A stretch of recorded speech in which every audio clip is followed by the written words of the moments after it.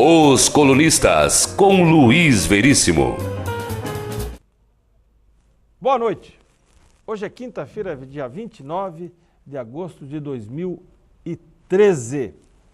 Na próxima semana, chega a Joinville o novo diretor-presidente da Tigre. O Otto von Dressel vai assumir o cargo e depois vai ter um contato com os órgãos de comunicação da cidade. Como se sabe, o Evaldo Dreyer pediu para sair do cargo, depois de ter ficado quase 4 anos, para se dedicar a projetos pessoais. Por falar em Tigre, no próximo dia 30 de outubro, falta um mês, a Fundação Carlos Roberto Hansen, que é o braço social da Tigre, reúne convidados para um jantar lá na Ser Tigre em comemoração aos seus 10 anos de fundação. Lembrando que a Fundação Carl Hansen foi o responsável por um dos melhores programas que Joinville já viu na área de esportes junto a adolescentes. Foi o projeto Jovem Cidadão, uma parceria da Tigre, do Instituto, com a Prefeitura de Joinville.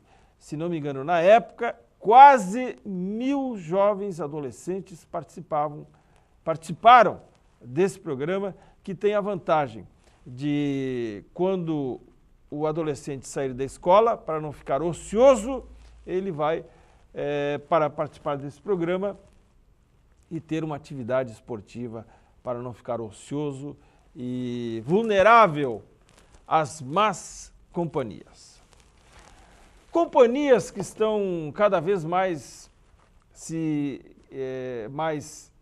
sintonizadas são o senador Luiz Henrique da Silveira e a secretária de Relações Institucionais da Presidência, a ex-senadora Ideli Salvati. Eu soube, e hoje, durante a visita dela aqui, durante sua visita à Prefeitura de Joinville, eu conversei e perguntei se realmente aconteceu e ela confirmou. Na semana passada, o senador foi até o Palácio do Planalto e os dois almoçaram sem testemunhas durante 1h30. As conversas foram em torno das relações Senado-Governo, mas também as relações do governo do Palácio do Planalto com relação a Santa Catarina e especialmente a Joinville. Eles estão tão afinados que hoje deveria ter sido assinada a liberação de uma emenda do senador Luiz Henrique para a climatização e compra de equipamentos para o Centro de Eventos Carl Hansen, que sempre foi uma das meninas dos olhos do então prefeito Luiz Henrique. Não foi possível, porque o senador está em missão oficial à Tchecoslováquia, aliás, a República Tcheca e a Eslováquia, lá na Europa Oriental.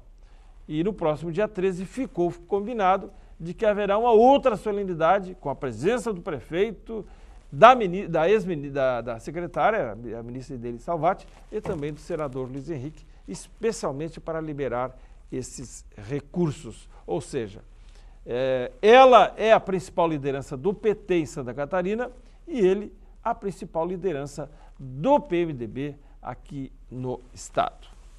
Eu estive lá na prefeitura e acompanhei toda a solenidade. Foram 56 milhões de reais liberados, há promessas de mais ainda, e tudo liberado pela Caixa Econômica Federal, através da Caixa Econômica Federal, e um cidadão, uma autoridade do município que preferiu não se identificar, quando eu disse que ia tornar pública essa observação, ele pediu para não ser identificado, já que ele colaborou com o governo anterior.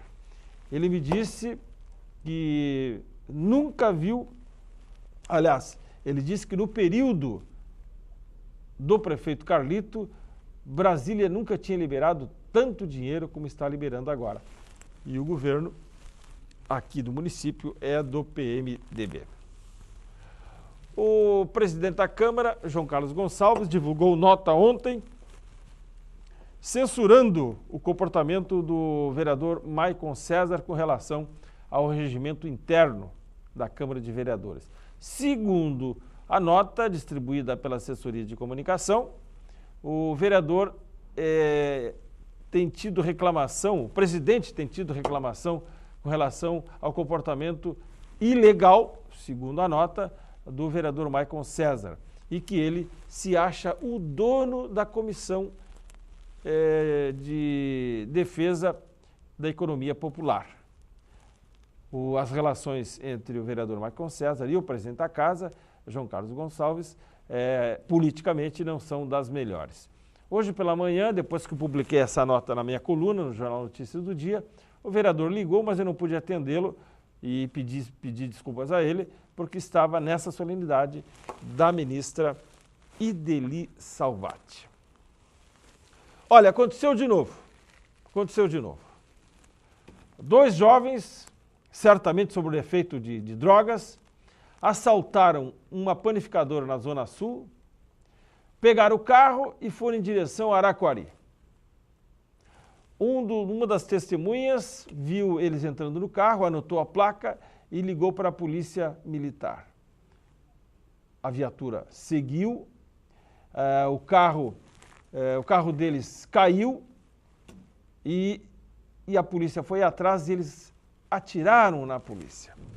Revidaram, a polícia foi obrigada a revidar fogo e um deles acabou sendo morto. É o tipo da coisa que todo marginal, esses viciados, esses vagabundos que atiram contra a polícia, eles já devem saber que vão receber fogo de volta e eles correm o sério risco de morrerem.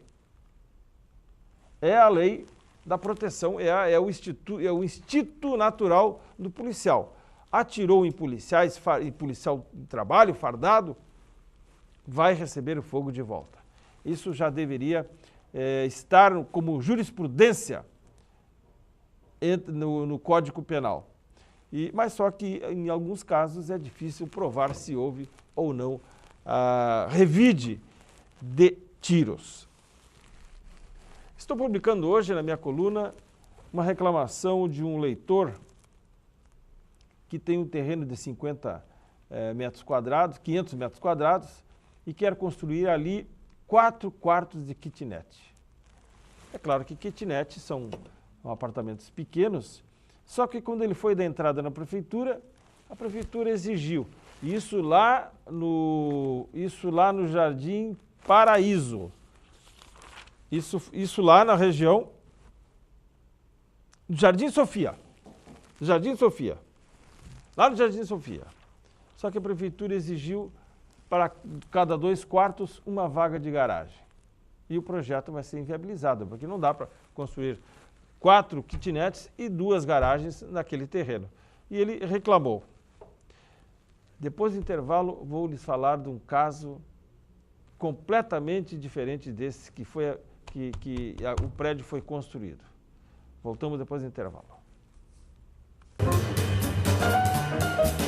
Os Colunistas, com Luiz Veríssimo. Muito bem, no bloco anterior, lembrei do caso de um leitor que pretendia construir 4 kitnets num terreno que ele tem no Jardim Sofia e a prefeitura não aprovou o projeto porque não tinha 2 vagas de estacionamento conforme prevê a lei. Ali no centro, na rua Santa Catarina, existe um prédio comercial que foi construído, está concluído. Segundo informações que tenho, ele não tem habite-se. Os locatários só utilizam a sala porque conseguem um alvará provisório e depois, quando termina esse alvará, tem que renová-lo. Mas isso é o de menos. O mais importante é como é que o proprietário conseguiu construir esse prédio. A prefeitura não tem fiscais, ou não tinha fiscais na época, se não me engano, há 3 anos que esse prédio está construído, para, no começo, verificar a situação, verificar o projeto. Como é que deixaram esse prédio construir? É ali, bem no centro, na Rua Dona Francisca. Antes, entre o antigo Fórum e o Museu Sambaqui. O prédio está lá. Como é que ele foi construído? Depois, lançam suspeitas sobre os fiscais e eles ficam bravos. Eles ficam bravos.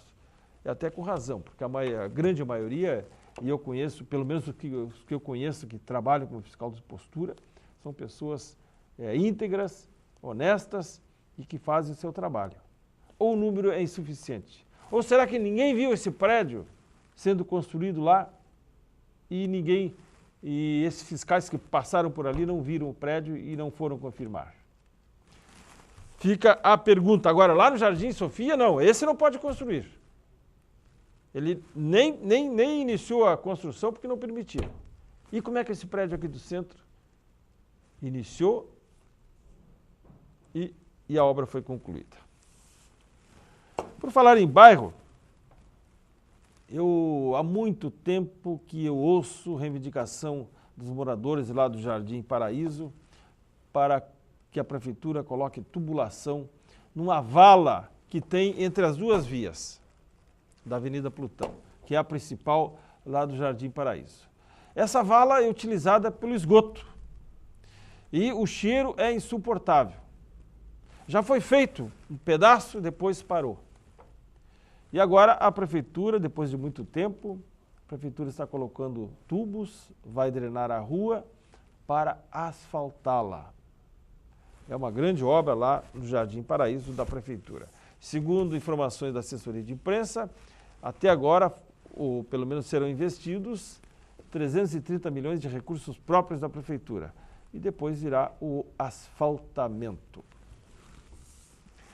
Um problema que foi revelado hoje numa reunião da direção do Perini Business Park com lideranças de Piraberaba. O condomínio está numa situação difícil com relação à energia elétrica.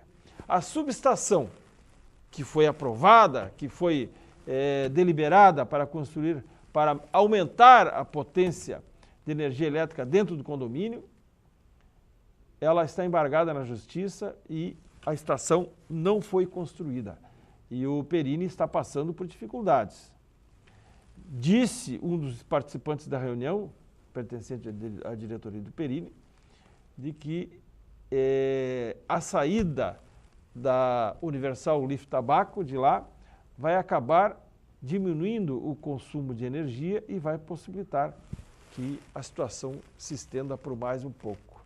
O caso da extensão da subestação, os fios da subestação que levam energia até lá, passa por um terreno de um empresário que entrou na justiça. E a situação está parada e certamente preocupante. E o Joinville anunciou hoje um novo lateral esquerdo. Contratação do novo lateral esquerdo, que tem 28 anos. E, detalhe, ele está parado desde que operou o joelho. Vai se recuperar aqui no Joinville. O Rodrigo Feltri, que já atuou no Atlético, já atuou no Goiás e está parado em função dessa cirurgia. Tomara que se recupere e que resolva o problema da nossa lateral esquerda. Tenham todos uma boa noite. Voltamos amanhã, nesse mesmo horário, aqui na TV da Cidade, a partir das 7h45. Os Colunistas, com Luiz Veríssimo.